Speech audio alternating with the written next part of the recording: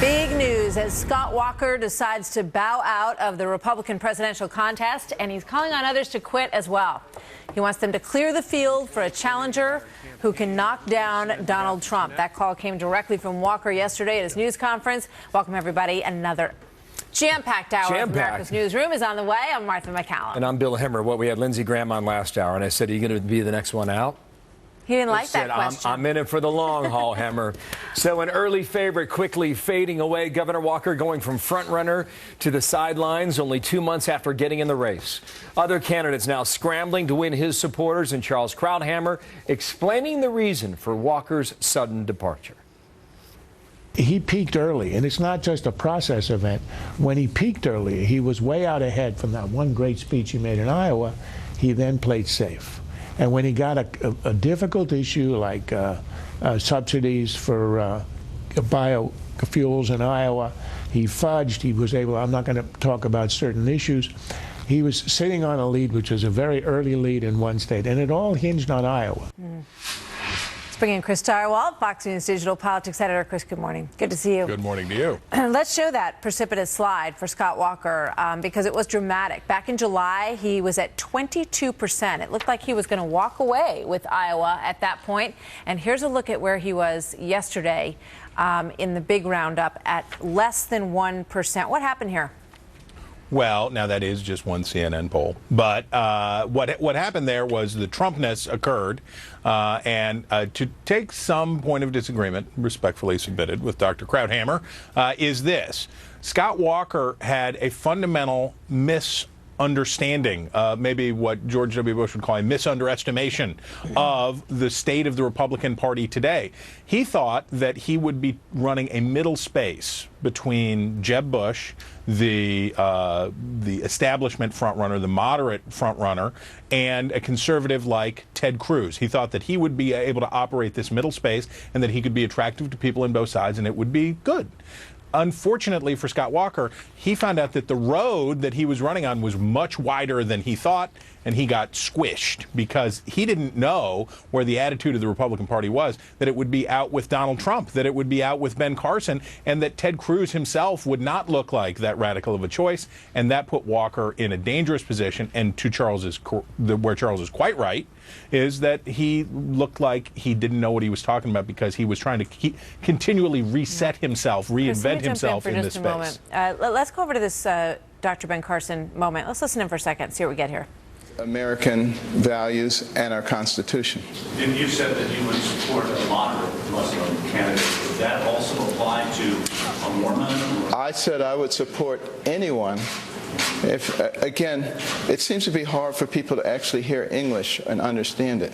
I said I would support anyone, regardless of their background, if in fact they embrace American values and our Constitution, and are willing to place that above their beliefs. But Dr. Carson, doesn't that play into an underlying suspicion that Muslim Americans are prone to radicalism? Why should they have to outright denounce the tenets of Sharia law, for example, when a Christian is not as Because Sharia law is completely antithetical to Americanism. That's why. Dr. Carson, this is something that's now defining your campaign. People are seeing you as being anti-Muslim with your statements. How do you fix that? How do you come back from this perception? The only way we fix that is fix the PC culture in our country, which only can listen to one narrative. And if it doesn't fit their philosophy, then they have to try to ascribe some motive to it to make it fit. That's how we fix it. We fix America, and we get people to actually start listening and being capable of understanding what is the principles of our country and our Constitution, and stop trying to fit everything into a PC model. What is your understanding of the PC culture? The PC culture says whenever you're asked a question, it has to be answered in a certain way. And if you don't answer it that way, then let's attack And let's not try to actually understand what a person's saying. Let's just attack, attack, attack. And hopefully everybody else will look at that and they will realize they're never supposed to say something like that again. That's what the PC culture is. Dr. Carson, do you think that a Muslim American would be comfortable voting with you, voting for you? I think a lot of them would. I heard from a lot of Muslim Americans just within the last 24 hours that I've worked with, that I've trained, that I've operated on, who say, we know you, we understand exactly what you're talking about. Can we get your thoughts on Governor Scott Walker dropping out of the race? You know, I know Scott Walker. My wife and I know him and his family. They're wonderful people. You know, he is a very, very good fellow. For some reason, you know, it just was not catching on. And maybe it's just not the right time. But, you know, I have nothing but admiration for him. You know, he called on other candidates to drop out as well, so, you know, the stronger candidates can rally and maybe take down Donald Trump. He said the current Republican frontrunner. Do you think he was trying to send you a message to drop out? No. Why? Because I know him. I know that's not what the message is he sent. When he said the current frontrunner, it was clear who he was talking about. But do you think he was talking about other candidates dropping out, that you should drop out, so maybe? No, he was talking about making sure that we get a true conservative. I don't think he thinks that I'm not a true conservative. Doctor, do you think we need to return or at least get to a Christian America? Would you help do that as president? Well, you know, we don't have a theocracy. Sure. But there's no question that our Constitution and our traditions have a Judeo-Christian base. There's no question about that. And I don't think there's any reason that we should deny that. But the First Amendment is very important. Freedom of religion. It so happens that the majority of people in this country, you know, do believe in Judeo-Christian values. And there's no way that we should suppress their beliefs. And they should be able to live according to their faith. But we never should have a theocracy. Doctor, do you think that Donald Trump should push back on that the initial question in New Hampshire that asserted his controversy? You know, I think that's a question you should ask Donald Trump. Probably a more appropriate question would be, would I have pushed back on that? And the answer is yes, I would have. Dr. Carson, could you, on the autism vaccine question, which came up the other day, I'm not sure. I know you said it's not a logical connection between autism and vaccine, but do you think you should have been, could have been, as a scientist and a doctor, more forceful in saying, look, if you believe that and send your kids to school, you're going to get my kids sick.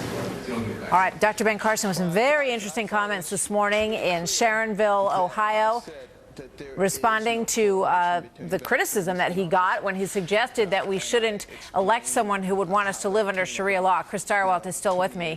Chris, you know, when you look at it in very basic terms like that's what he was talking about. He said, you know, anyone who believes in Sharia law, which, you know, by the virtue of what it is, says that it's, you know, a theocracy, that it would be the premier law of the land, should not be president of the United States. The fact that that's a controversial statement in and of itself is pretty unbelievable. But now he's explaining. He's like, I don't know if you people understand English, but here's what I meant. Well, the first thing he said was not as clear as it could have been rendered. It was not as clear as what he just said here, and talking about the antithetical nature of a strict reading of Islam and the idea of a liberal democracy. That's not a out of the mainstream discussion. That's not something. That's something, as a matter of fact, that the people who are trying to stabilize the Middle East, that are looking for ways to do this, they wrestle with this question all the time. So what Ben Carson's talking about today not only is not a radical position to take, but it's one that is part of an intellectual mainstream. Now, what he's doing also, though, is creating a problem for frontrunner Donald Trump, because while Trump has been silent substantially or muted on these issues in the wake of his troubles last week about the guy and the question and the stuff and the birther and the yikes, while Trump has stepped back on that, Carson is stepping out into that space. And if you want to be the candidate in the Republican Party who takes the toughest line on Sharia law, if you want to be the candidate in the Republican Party who takes the hardest line on what many see as the invidious force forces of radical Islam around the world, in the United States. That's a real issue for a subset of the Republican Party. If you could galvanize those folks behind you, that would be something powerful in the primary process. Yeah, very interesting. Chris, thank you very much. You bet. The Ben Carson story lives for another day. Yes, it and does. Bill O'Reilly was talking about it last night. Had a lot to say about the Ben Carson back and forth. Dr. Carson believing that Islamic tenets don't line up with Judeo-Christian philosophy on which the country was founded. And he's not allowed to say that. It's his opinion. We will debate that with our Fair and Balanced panel in a moment. They weigh in and more.